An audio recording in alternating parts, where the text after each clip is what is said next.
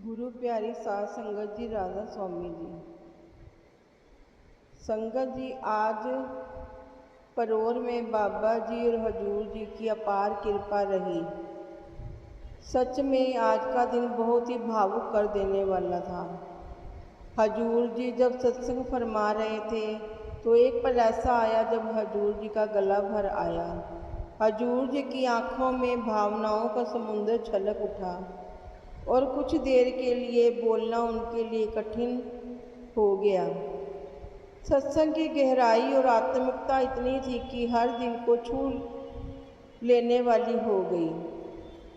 आज वही सब बातें आपके चरणों में अर्पित कर रही हूँ जो हजूर जी ने आज परोर में संगत को समझाई थी।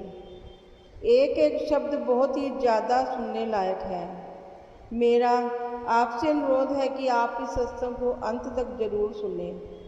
आज हजूर जी महाराज, स्वामी जी महाराज की वो अमूल्य वाणी ली थी, धाम अपने चलो भाई, पराए देश क्यों रहना।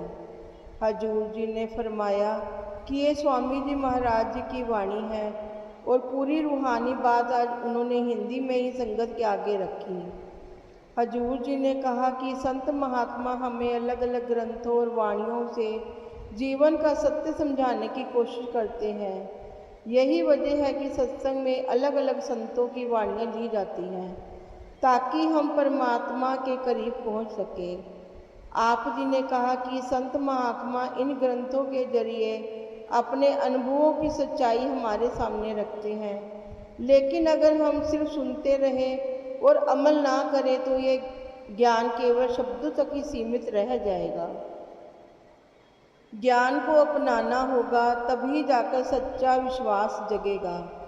हजूर जी ने एक सुंदर उदाहरण से समझाया कि जैसे जब छुट्टियां होती हैं तो हम अक्सर कहीं यात्रा करते हैं, कोई ट्रेन से, कोई बस से और कोई और साधन से अपनी अपनी मंजिल की तरफ जा रहे होते हैं। और जब कोई पूछते हैं कि कहाँ जा रहे हो तो हम सहज ही कह देते हैं हम अपने घर जा रहे हैं। हजूर जी ने कहा, आखिर हमारा असली घर कौन सा है? इस शरीर को देखो तो यह तो केवल मिट्टी का बना हुआ है। असल में हमारा सच्चा अस्तित्व आत्मा है। आप जी ने उदाहरण दिया, जैसे किसी गाड़ी से इंजन निकाल दो तो वो केवल लोहे का एक ढांचा रह जाता है, वैसे ही शरीर आत्मा के बिना केवल मिट्टी मात्र है। जैसे तलवार म्यान में हो तो म्यान का अस्तित्व तलवार के कारण ही है, तलवार निकाल लो तो म्यान एक खोखला खोल ही रह जाता है। इसी तरह हमारा असली अस्तित्व आत्मा है, ना कि ये नश्वर शरीर। हजूर जी ने कहा, सोचो अगर हम हरे रंग का चश्मा पहने तो दुनिया हमें हरी दिखेगी। असली रूप ही नज़र आता है जब हम चश्मा उतार कर देखें। वैसे ही आत्मा भी हमारी असली पहचान है। यह शरीर नहीं, लेकिन हम इस शरीर को सच मान बैठे हैं। आप जी ने एक राजा का उदाहरण दिया। जैसे कोई राजा अपने राजसी वस्त्र छोड़कर फटे पुराने कपड़ों में भीख मांगने लगे और समय के साथ खुद को सच में गरीब मान बैठे। यही हाल हमारा हो गया है। हमने अपने शरीर को ही असल मान लिया है और आत्मा को भुला बैठे हैं। हजूर जी ने कहा, आत्मा का असली घर कहाँ है? कबीर साहब फरमाते हैं कि कहे कबीर ये राम के अंश। हजूर जी ने कहा, आत्मा परमात्मा का अंश है। वाणी में यही रहस्य बताया गया है। आत्म में राम, राम में आत्म, जिन्हास गुरु विचारा। इस गहरे सच को विरले ही कोई जान पाता है। आत्मा नश्वर का अंश है और उसी ओर हमें लौटना है। हजूर जी ने आज के सत्संग में बड़े भावपूर्ण शब्दों में समझाया कि पलटू साहिब जी कहते हैं कि साहिब क्या करे, साहिब तेरे पास, यानी मालिक तो हमारे भीतर ही बसता है। हजूर जी ने यही समझाया कि परमात्मा कहीं बाहर बल्कि हर जीव के अंदर ही विराजमान है। उन्होंने बताया कि जैसे बाइबल में लिखा है कि you are the temple of the living God, मतलब हर मानव शरीर परमात्मा का जीवित मंदिर है। मगर सवाल है, क्या हम इस सच को समझते हैं? हजूर जी ने फरमाया कि हर शरीर के भीतर मालिक का वास है। बाबा जी भी अक्सर सत्संग में समझाते हैं कि परमात्मा को महसूस किया जाता है, उसकी पहचान की जा सकती है, लेकिन सवाल आता है कि कैसे कैसे परमात्मा को महसूस करें।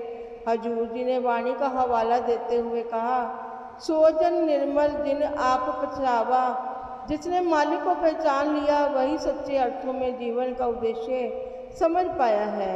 उन्होंने कहा कि हमने परमात्मा के अस्तित्व को केवल इंसानी शरीर से जोड़ दिया है। इसी कारण वाणी में कहा गया है, चौथे लोक बसत एक स्वामी, यानी वो परमात्मा सचखंड में निवास करता है। हजूर जी ने आगे फरमाया कि महाराज जी अक्सर कहा करते थे, ये देश हमारा असली देश नहीं है, ये कौम हमारी असली कौम नहीं है, ये धर्म हमारा असली धर्म नहीं है, हमारा असली देश तो सचखंड है, हमारी जात सच्चा नाम है और हमारा धर्म मालिक से प्रेम करना है, उससे इश्क करना है।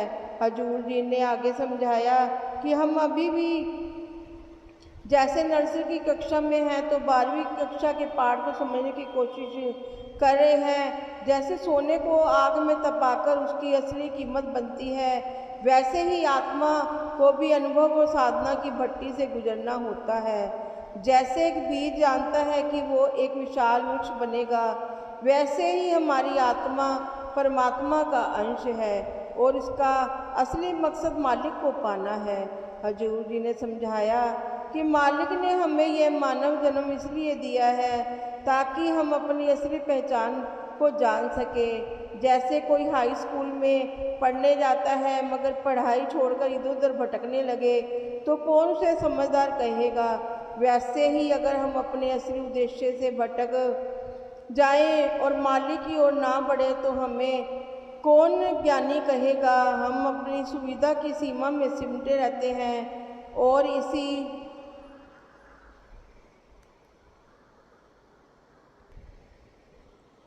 कारण मालिक की प्राप्ति नहीं कर पाते। जब तक हम अपने आराम के दायरे से बाहर नहीं निकलेंगे तब तक मालिक तक नहीं पहुंच सकते।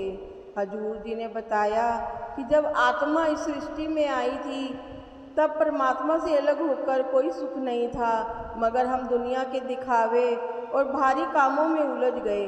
इंसान की जूनी हमें विवेक की ताकत के साथ मिली है। मालिक ने हमें यह जीवन बेवजह नहीं दिया, वो हमें जानवर भी बना सकता था, मगर हमें यह अनमोल मनुष्य जन्म दिया ताकि हम खुद को पहचान सके और यहाँ से सीख कर वापस परमात्मा में समा सके।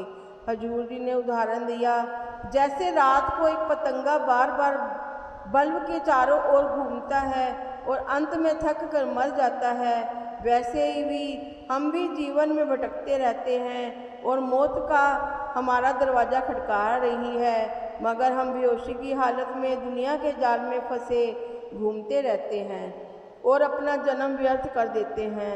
हमें अपने असली ठिकाने का पता चलता है, न मालिक की कोई खबर है। हजूर जी ने आगे कहा, हमारा असली मकसद मालिक को पाना है। हम कई जन्मों में कीड़े पतंगे सांप और तरह तरह के जीव बने हुए थे। 84 लाख जन्मों के बाद यह दुर्लभ मौका हमें मिला है कि इस जन्म में मालिक को हासिल करें, इस जन्म में मालिक को हासिल कर सके। इस मौके को व्यर्थ मत जाने दो। हमें अपनी असली कार्य पर ध्यान देना है और दुनियावी झमेलों में उलझना नहीं है। हजूर जी ने बड़े स्नेह और सच्चाई से हमें आगे समझाया कि हम लोग दौलत और ओहदे के पीछे भागते रहते हैं। असल में दौलत तो इसलिए थी कि हमारे जीवन में थोड़ा सुकून आए, ज़िंदगी थोड़ी आसान हो जाए। शुरुआत में हमारा मकान छोटा होता है, फिर धीरे धीरे बड़ा घर बन जाता है, फिर 2-3 मकान हो जाते हैं। गाड़ियों की बात करें तो पहले छोटी गाड़ी से शुरू होता है, फिर बड़ी गाड़ी आ जाती है। आज तो हर घर में हर सदस्य के पास अलग अलग गाड़ी हो गई है, लेकिन वही दौलत जो हमें चैन देने के लिए थी अब रात की नींद उड़ाने लगी है। यही दौलत हमारे दुखों की जड़ बन गई है। फिर हमें इनकम टैक्स का डर सताता है, बाजार गिरने का डर सताता है। हजूर जी ने याद दिलाया कि पहले ज़माने में परिवार एकजुट होते थे, तब घर का धन सबका साझा होता था, मगर अब हम सब ने अपने अपने दायरे सिमटा लिए हैं। यहाँ तक कि पति पत्नी के भी खाते अलग अलग हो गए हैं। वाणी में इसलिए कहा गया है कि दिन देख के लैंदे थक पाए जुगा जुगांतर। खाए खाए फिर हजूर जी ने ओहदे की बात की थी। ओहदा हमें इसलिए मिला था कि महत्वपूर्ण सहूलतें हमें जीवन में मिले और जीवन सरल हो जाए, लेकिन जैसे ही ओहदा गया हमारी आदतें वही रह गई और उसका जाना हमें अंदर से तोड़ गया। ओहदा जो सुकून देने के लिए था वही हमारे दुख का कारण बन गया। बच्चों की बात करते हुए हजूर जी ने फरमाया, बच्चों को पाने के लिए हम ना जाने कहाँ कहाँ मत्था टेकते हैं, और जब बच्चे हो जाते हैं तो हम उन्हें बस अपनी मर्जी से चलाना चाहते हैं। अब खाना खाओ, अब यह करो, अब वो करो, जबकि हमारा असली मकसद तो था उनका चरित्र निर्माण करना, लेकिन हम नियंत्रण करने में ही उलझ कर रह गए। बच्चों को हम अपने बस में रख ही नहीं पाए और फिर एक दिन वो हमसे दूर हो गए।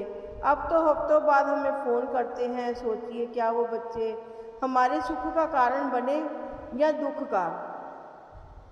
हजूर जी ने कहा, हमने ज़रूरत और चाहत के फ़र्क को नहीं समझा। वाणी में कहा गया है कि सब पर्वत जड़िया मौत तलवार हेठ। हमारी इच्छाएं पर्वतों से भारी हो गई हैं और मौत हमारे दरवाजे पर दस्तक दे रही है। फिर हजूर जी ने समझाया कि आज हम सुबह उठते हैं और क्रोध से भरे होते हैं। काम, क्रोध, लोभ, अहंकार ने हमारा जीना दुर्लभ कर दिया है। इसलिए वाणी में कहा है कि होम में दीर्घ रोग है, दारू भी समाये। यदि मालिक की कृपा हो और हम गुरु का शब्द चारे तभी यह रोग मिट सकता है। हजूर जी ने आगे कहा, सब कुछ अपना एक राम पराया। स्वामी जी कहते हैं, गुरु का नाम संभालते चलत यही है। धाम नाम दो प्रकार के होते हैं, एक वर्णात्मक नाम और दूसरा है ध्वनात्मक नाम। हम जल को, सूर्य को, हवा को देवता मान बैठे हैं। सृष्टि के जन्म और मृत्यु के चक्कर को हमने ब्रह्मा विष्णु महेश का रूप दे दिया है और असली नाम वो है जो ध्वनि रूप में है, वो शक्ति जो सृष्टि को चला रही है। हजूर जी ने बताया, यही नाम सृष्टि की उत्पत्ति का कारण है और यही उसे चला रहा है। अगर यह नाम हमारे शरीर से निकल जाए तो शरीर समाप्त हो जाता है। वाणी में लिखा है, सब में ज्योत ज्योत है सोई, तीसरे चानन सब में चानन होई। यानी वही ज्योत हर जीव में है, वही प्रकाश सब में है। विज्ञान भी यही कहता है कि सृष्टि की उत्पत्ति धमाके से हुई और उसमें से प्रकाश और ध्वनि निकली। यही ध्वनि आज भी हमें पुकार रही है। हजूर जी ने कहा कि हमारा सिर जैसे उल्टा कुआं है जिसमें यह ज्योत और प्रकाश निरंतर चल रहा है। हजूर जी फरमाते हैं, हम लोग इन सब बातों की गहराई को आज तक ठीक से समझ ही नहीं पाए। हम मंदिर, मस्जिद, गुरुद्वारे या चर्च जरूर चले जाते हैं, वहाँ दीवारों, इमारतों को देखते हैं। मस्जिद में अजान होती है, दीप जलता है, गुरुद्वारे में और गुरु ग्रंथ साहिब का प्रकाश होता है और वाणी पढ़ी जाती है। चर्च में मोमबत्तियाँ झुलाई जाती हैं, लेकिन असल सच्चाई तो हमारे भीतर ही है। अफसोस यह है कि हमने कभी अपने अंदर झांक कर देखने की कोशिश ही नहीं की। हम बाहरी पाठ पूजा को ही असली इबादत मान बैठे हैं, जबकि पूजा का मतलब तो मन को एकाग्र करना होता है, लेकिन हम तो इसे भी एक तरह का कारोबार बना बैठे।